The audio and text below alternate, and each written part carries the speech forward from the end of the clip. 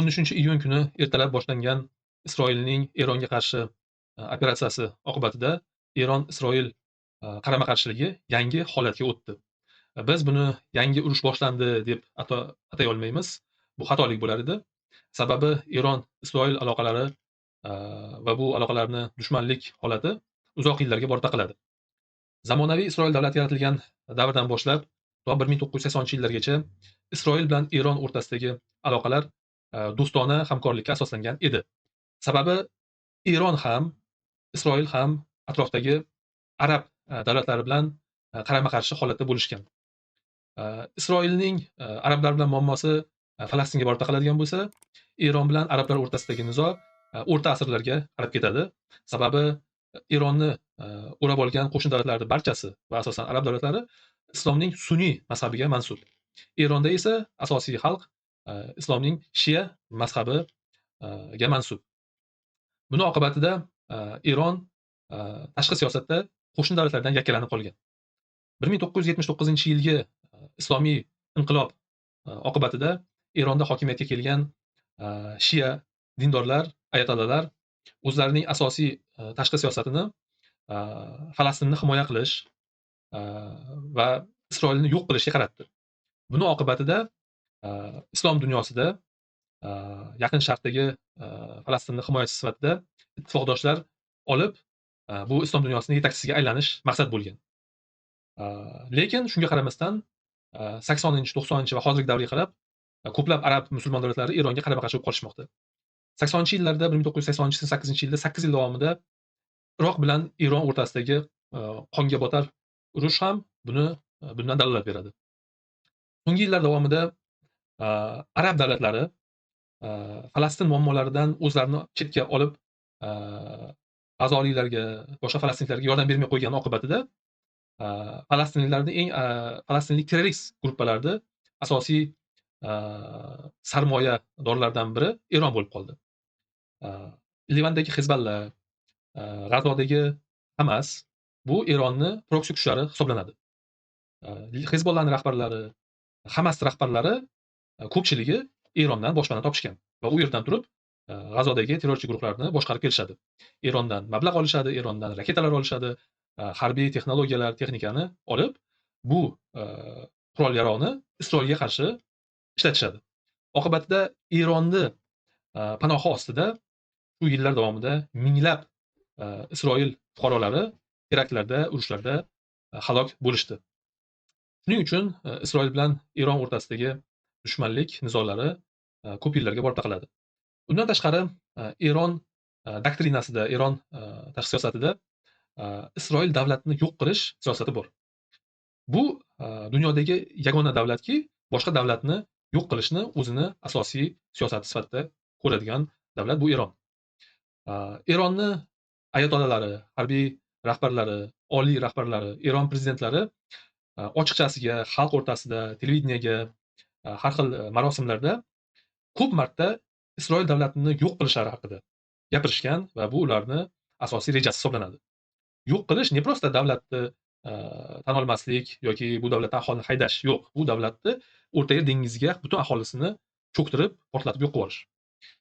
Bunday siyosat olib boradigan Eron davlatiga yadroviy qurolni yaratishga imkon berish bu juda katta ahmoqgarchilik albatta. Shuning uchun ko'plab dunyo davlatlari tomonidan Eronga yadroviy qurol yaratishiga taqiq qo'yilib, sanksiyalar qo'llanilgan. Eron avval yolg'on gapirib kelib, biz bu yadro qurol yaratmoqchi emasmiz, biz tinch yo'l bilan atom stansiyalar qurmoqchimiz deb uranni boyitib kelgan va oxirgi davrda bo'lsa o'zini aldaganini tan olib, ochiqchasiga yadroviy qurol yaratmoqchiligini haqida gapiryapti. Aytishimiz mumkin, agar yadroviy qurol yaratish taqiqlangan bo'lsa, nimaga Shimoliy Koreyaga ruxsat berildi? Shimoliy Koreyani siyosatida Janubiy Koreyani yo'q qilib tashlash degan siyosat yo'q. Shimoliy Koreyani yadroviy qurol yaratgani bu o'zini himoya qilish maqsadida. Eronning tashqi siyosati bo'lsa Isroil davlatini 10 million aholisi bilan birga yo'q tashlash. Shuning uchun Isroil o'zini himoya qilish maqsadida albatta Eronda yadroviy qurol yaratishiga yo'l qo'ymaslikka harakat qiladi. Buni tushunsa bo'ladi. 15-yilda Eron bilan G'arb davlatlari o'rtasida yadroviy kelishuv imzolangan edi. Bunga ko'ra Eron yadroviy qurol yaratmaslikka va'da berib, o'zini muzlatib qo'yilgan yuzlab milliard dollar pullariga do'st bo'lib olgandi. Lekin 2016-yil hokimiyatga kelgan Tramp bu yadroviy kelishuvdan chiqib ketdi. Oqibatda Eron ham bu kelishuvdan voz kechib, уже qo'liga olib bo'lgan pullarni yadroviy qurol yaratishga sarfladi. O'zini proksilariga, Hamasga, Livandagi Hezbollaga shu pullarni sarfladi va oqibatida ko'rib turibmizki, Eron yadroviy qurol yaratishga bir qadam qoldi. Qurollangan Eron texnologiyasi bilan qurollangan Hamas, Hezbollah bo'lsa, Isroilga hujum qilib keldi. Oqibatida yana urush qizg'in holatga aylanib ketdi.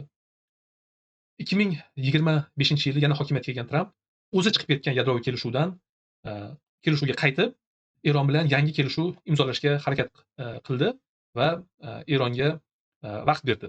60 kun vaqt berdi. Shu 60 kun vaqt ichida Eron o'zini yadroviy ambitsiyalaridan voz kechishi kerak edi va yangi kelishuvga qo'l qo'yishi kerak edi. 13-iyun kuni, точнее 12-iyun kechqurun bu 60 kunlik vaqt tugadi va 13-iyun kuni Isroil Eronda yadroviy obyektlariga, Natansdagi, Isfahondagi yadroviy obyektlarga hujum qildi.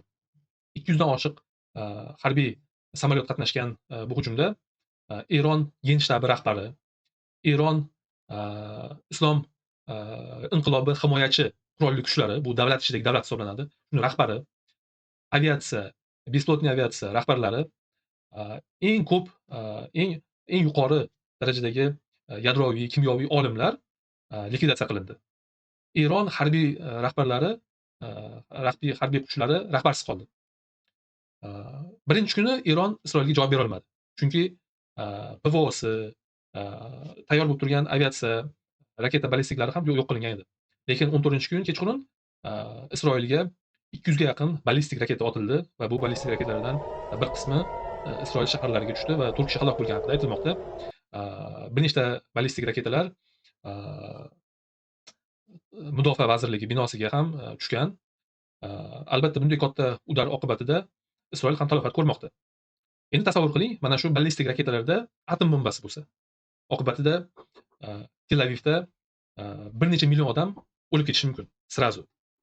Shuning uchun Isroilni qilayotgan harbiy harakatlarni tushunsa bo'ladi. Agar deylik, biror chet davlati o'zini siyosatini O'zbekiston davlatini yo'q qilishga